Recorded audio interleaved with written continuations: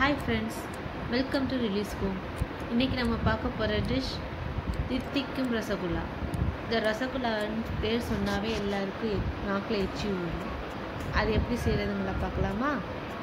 வாங்க.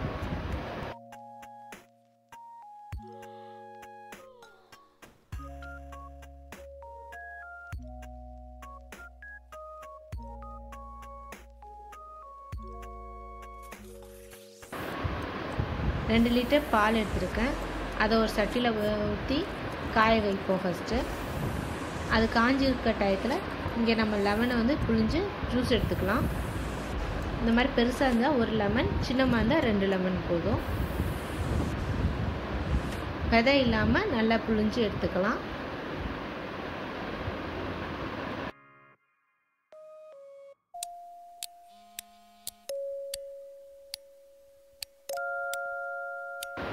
பால் பொங்கி நல்லா வந்துருக்கு.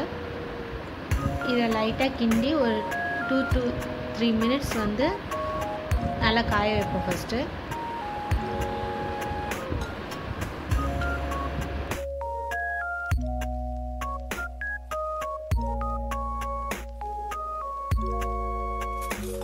த்ரீ மினிட்ஸ் ஆயிடுச்சு. இப்போ கொஞ்சம் லெமன் சேர்ப்போம். லெமன் மொத்தமாக ஊற்றக்கூடாது, கொஞ்சம் கொஞ்சமாக ஊற்றி நல்லா கிண்டிக்கலாம்.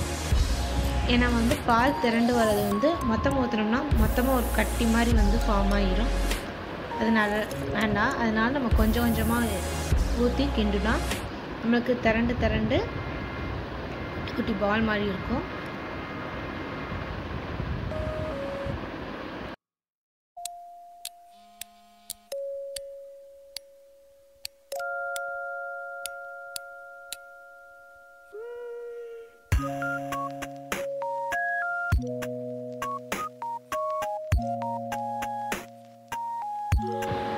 பாருங்க, பால் திரண்டு இருக்கு. இன்னும் கொஞ்சம் பால் அப்படியே கொதிக்க விடலாம்.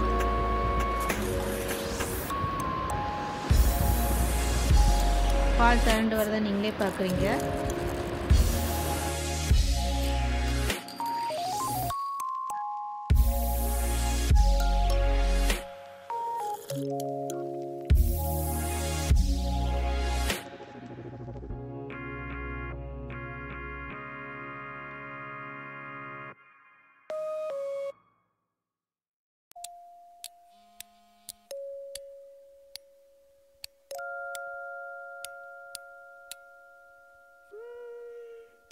பாருங்க, பன்னீர் ரெடி ஆயிடுச்சு.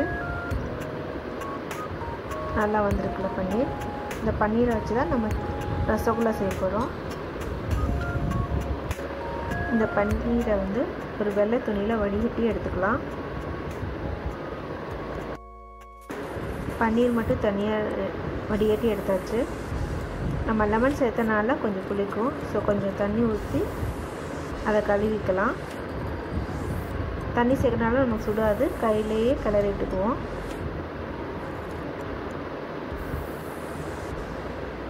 தண்ணியை வடிகட்டுறதுக்கு அதே வெள்ளை துணியில் கட்டி எதுலையாவது பைப்லேயோ இல்லை வேறு எதுலையாவது தொங்க விடுங்க. 1/2 hour 1 hour தொங்க விடணும். நான் இங்கே 1 hour தொங்க விட்டுருக்கேன்.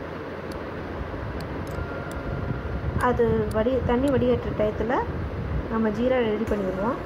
ஜீராவுக்கு ஒரு பேனில் 2 லிட்டர் தண்ணி, 500 கிராம் ஜீனியும் எடுத்துருக்கேன்.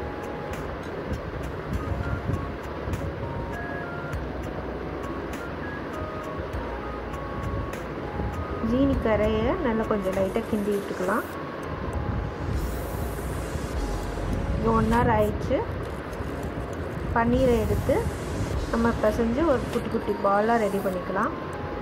பாருங்கள், தண்ணி இல்லாமல் நல்லா ட்ரையாக இருக்குது பன்னீர். இந்த மாதிரி உடைச்சி நல்லா சப்பாத்திக்கு பிசைகிற மாதிரி நல்லா பிசையணும். பிசைறது 7 to 10 மினிட்ஸ் பிசைஞ்சால் தான் நம்மளுக்கு பேஸ்ட் ஃபார்மில் கிடைக்கும். அப்போ தான் நம்மளால் குட்டி பால்ஸ் ரெடி பண்ண முடியும்.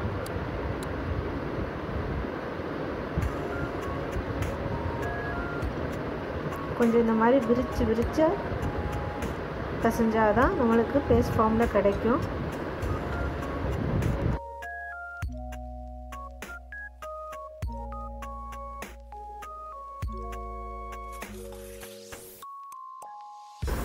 10 minutes ஆயிடுச்சு.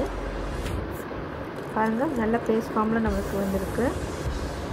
இப்போ நம்ம குட்டி குட்டி பாலாக ரெடி பண்ணி வச்சுக்கலாம். பால் உருட்டும் போது எண்ணெயோ நெய்யோ எதுவும் சேர்க்கக்கூடாது. எந்த கிராக்கு இல்லாமல் நல்லா உருட்டணும். கிராக்கஸ் இருந்துச்சுன்னா நம்மளுக்கு வந்து அது ஜீராவில் போடும்போது உடஞ்சிடும். ஜீராவில் கொதிக்கிற ஜீராவில் இந்த குட்டி குட்டி பால்ஸ் எடுத்து போடுவோம். குட்டி பால்ஸ் எடுத்து போட்டதுக்கப்புறம் இதை ஒரு க்ளோஸ் பண்ணி 2 minutes ஹை ஃப்ளேமில் வச்சு நல்லா காய வைக்கணும்.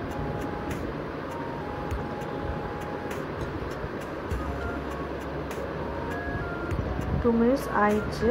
பாருங்கள், நான் போட்ட சைஸ்க்கு இப்போ இருக்கிறதுக்கும் கொஞ்சம் எக்ஸ்பெண்ட் ஆகிருக்கு. லைட்டாக கிண்டி விட்டுக்கோங்க.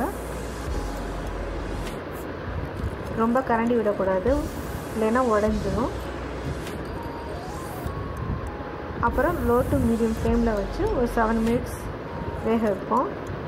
7 minutes கழித்து எப்படி இருக்குதுன்னு பாருங்கள். எவ்வளோ பெருசாக இருக்குது, நம்ம போட்டதோட டபுளாக இருக்குது.